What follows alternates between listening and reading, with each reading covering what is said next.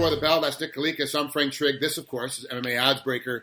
We're going to try and break down today Fabricio Werdum, the champion, versus the number 3 contender, Stipe Miocic, in the main event for UFC 198, of course, on pay-per-view.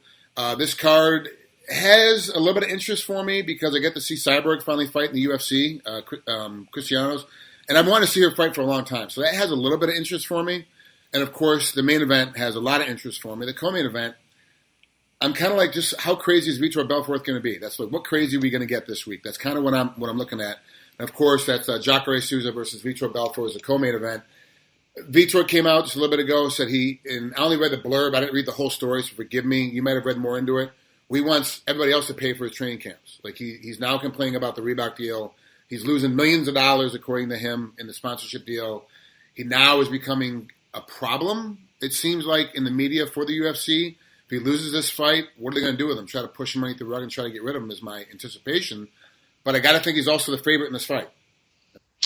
No, he's actually a big underdog in this fight because Jacare Souza, I mean, he's a total package. Of course, Belfort's always been respected, always dangerous. We all know that as well. But stylistically, he just doesn't match up good with Jacare. So I did see the headlines that you were referring to. Honestly, I didn't click on it either because, yeah, it's not a surprise, with situations like that. And there's not much we could do. Of course, I mean, everybody would like certain things done in their career, paid for, whatever. I do understand it a little bit, but at the same time, it's not going to change anything. If he has to be careful, though, for sure, because the UFC, you don't want to get on the UFC's bad side. We all know that. But at the same time, he's still a draw. He still has that name recognition. That will the UFC actually be willing to kind of cut him or get rid of him? Because then Bellator picks him up. That's star power, baby. I mean, that's Belfort on Bellator would do really well. And I'm sure that if the UFC let him go, that's where he'd land. I mean, Bellator would probably scoop him up pretty quick. So I don't know if you want him kind of going in enemy hands still with that name recognition. But at the same time, as far as middleweight contendership here goes, I mean, let's face it. If he pulls this win over Jacare, I guess he does get back in the mix here, right? But outside of that, he loses. He's probably not going to get another title shot in the UFC. According to the UFC rankings, Souza's number 2 contender, and then Belfort's number 3 contender. So it's very evenly matched as far as the ranking system goes. But I got to tell you, Nick, I'm still not in love with the ranking system. I still think it's kind of made up. I still think they literally are pulling some guy's names out of the hat and going, okay, he's number 4 this week. It's like it makes no sense. A lot of the rankings. So I'm kind of just going off of what the UFC has on UFC.com as far as their ranking system. Vitor is a huge fan favorite, though, so that's why I thought he'd be the favorite in this fight because the fans want to bet him. So has the line changed that much since you opened it up? No, it's actually been staying pretty steady, and it's a steep line. I mean, right now, Jacare over at 5 is minus 330. The comeback is plus 270, and I opened it around that spot. So there has been two-way action coming in on the fight, too. And it's, basically some strong opinion. Of course, people are going to take a shot at Vitor because of his explosiveness, because of his knockout power. I mean, he could get it done, especially with Jacare, because if there's any weakness to his game, I mean, he has been knocked out a couple times, so that chin, and he's been wobbled as well. So that chin is definitely a little bit of a concern, especially with somebody with as much power as Belfort.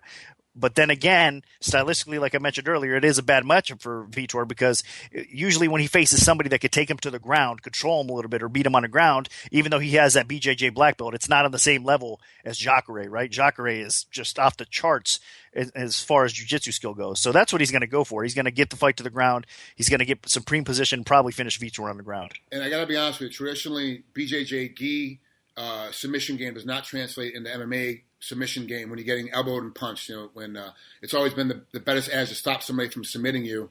He's got an armbar already. What's the best way to get out of it? Punch him in the face a multitude of times. He'll let go. Jacare is not that guy. His MMA Brazilian Jiu-Jitsu game is tremendous. I think he's better than Damian Maia when it actually comes to MMA. Damian Maia is better on paper as far as coming into straight submission, but for an MMA game, Jacare is, like you said earlier, the complete package and not just a purple belt or brown belt at all levels with one black belt space. He's got black belt striking. He's got black belt submissions, obviously. His takedown and his wrestling has completely improved, and his explosion is amazing for this fight. I do think Jacare is going to win this one. For me, it's a dog or pass situation because of the line. I'm not touching it then because Jacare is such a huge favorite. Am I reading that one correct? Yeah, you got to stay away where the line is right now. I mean, if you see a significant drop one way or the other, like if it climbs up and it gets ridiculous, maybe there's a shot at a small stab of Vitor. But or if it drops significantly and all of a sudden Jacare becomes maybe a 2-1 favorite. I don't think that's going to happen in this spot, but if it drops significantly, then there is some value on Jacare Souza. So I'd be looking more. It's almost a favorite or pass situation, but exactly where the line is now, you're right. I would stay away from it because I don't think there's any true value there. So those of people that are betting this fight, just kind of be careful. I mean, Jacare should win. He's a solid favorite, but you never know. Let's look into the future. Luke Rockhold maintains the title, and it's Jacare. Does he match up better with Rockhold, Jacare, or does he match up better with Weidman? I think stylistically, he's a tough matchup for both. I mean, Rockhold and Jacare the first time around, I know it's been a few years when they fought at Strikeforce. That was a competitive coin flip type of fight. So I expect it to probably be around the same type of fight as well. And then I think that he probably has a closer fight maybe again with Rockhold since they do know each other a tad bit better than he would with Weidman. But that Weidman fight's interesting as well. So, I mean, that right there, right now, those are the three top middleweights in the sport for sure. I mean, you put Weidman, Jacare's right there as well. And then, of course, the champ Rockhold. So those three are definitely top of the food chain. And I wouldn't be surprised if they kind of beat each other or that little triangle there for a minute too. But all amazing talents and all deserving to wear the gold, honestly. I got to be honest. I feel bad at the women's division right now with Misha Tate and Holly Holm and Ronda Rousey. I think that's going to be a triangle effect where the belt's going to keep shifting hands depending on who's matched up with who. And I get the feeling that this is what's going to happen here too with Jacare, Rockhold, and Weidman. It's going to be another triangle effect where it's going to keep changing hands depending on who has it. And if Weidman or Rockhold can beat the other guy and keep it off and keep it away from having to battle the one guy that's going to beat him every time. Well, Weidman's case, it's Rockhold. And with Rockhold, it could be Jacare. It could not be Jacare. We have to kind of wait and see how that happens. It's amazing fun for us because every time it's a new fight. So yep, I'm pretty excited about that happening. Let's move on to Verdum and Miocic. This fight is really intriguing to me. Miocic's number 3 contender. Verdum is obviously the champion. I got to obviously Verdum's going to be the favorite in this one because he is the champ and he's got such a good rank. But I got to think Miocic has got a pretty solid chance of this fight. How do you break it down? It's a tough one. I'll tell you what, I opened it higher than it currently is. Right now, over at 5 dimes, it's minus 165 for Verdum. The comeback is plus 145 on Stipe. So Stipe has been getting some respect. It opened over 2-1, and the public has been betting him a little bit. And it's combined with some sharp action as well. So a lot of people think Stipe has a legit shot to win this fight. I agree with it. I do think it's a dog or pass situation, and it did drop a little bit more. Now we're starting to see some Verdum action come back. So if it keeps climbing to maybe closer to 2-1, there's definitely some value on Stipe because I think it's going to be a competitive fight. Both these guys are tough as nails. Both of them are very hard to stop. So this is probably going to be a coin flip type of fight. A heavyweight war is what I see. Obviously, I mean, if you look at who has what advantage where, there's the biggest discrepancy is obviously Verdum into the ground. I mean, we were just talking about Jacare and Maia. I mean, you could throw Verdum in that category as well, right? For heavyweights especially. I mean, look at who he's been able to submit in his career. It's amazing. I mean, submitting Fedor, for example, submitting Nog. I mean, who expects, something like that. So Verdum is amazing fighter. He's gotten his stand-up game is great now. I mean, he's improved that so much that he doesn't have to depend on his BJJ anymore to win fights. Back in the day, he kind of had to, depend on that ground game. If somebody was able to sprawl and brawl against him, he usually got outpointed a little bit. But anymore, he's a different fighter. He's been putting in the work, and you got to respect that. So I do have a ton of respect for Verdum, but I think stylistically, Stipe is going to be the quicker fighter. I think he is the better fighter still on the feet. Even though Verdum's dangerous, I think Stipe can outpoint him on the feet. And then, of course, we all know Stipe has that wrestling background. So more than likely, he should be able to keep it upright. So I see this fight probably lasting at least a few rounds, if not going to the scorecards. And I think Stipe can get the job done on the cards if it does. I think he wins a close decision. If there's going to be a finish, you would think that Verdum maybe has a better shot at finishing this fight, but Stipe is tough. And then both these guys have been finishing fights recently. I mean, Stipe's showed a couple knockouts as of late as well. So you never know. Anything can happen in this fight. It's a great fight. Here's the problem I have, though, with Brazil. And props off to Stipe for going down there and facing Verdum. Of course, Verdum trains in L.A., but he is from Brazil. He is Brazilian. It's in Curitiba, so it is basically home. He's going to have the home advantage there. That a lot of the Brazilians, if it goes to the judges, the Brazilians tend to get the nod, even if the fight's super close. It could go either way. Definitely the Brazilian's going to get it. Like that's kind of how the judging and goes down that way. The only difference is the reffing, obviously, because they bring down the likes of like Herb Dean and John McCarthy to come in and ref. If this thing is close and it goes to the judge's decision, do you think the judges are going to give it to Verdum because of not saying because it's not supposed to be this way? To be the champ, you have to beat the champ decisively. That's not how it really works. But kind of in Brazil, it's kind of how it goes, though, right? I would think it does probably favor Verdum a little bit on the scorecards because of the hometown bias. Yeah, like you're saying, it doesn't hurt him. Put it that way. You never know. I mean, anymore with decisions, I'm not shocked. They're so crazy.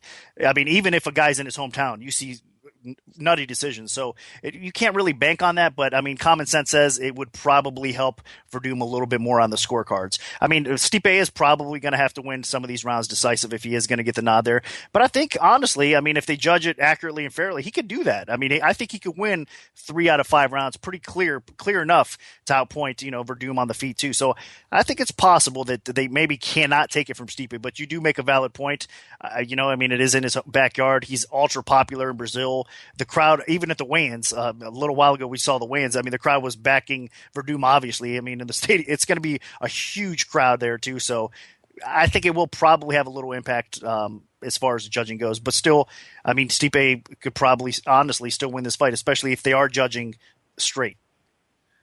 Well, there you have it. We're taking Verdum. Obviously, is the big pick right now in the main event, but I'm going with Stipe. I'm going to put a little bit of money on him.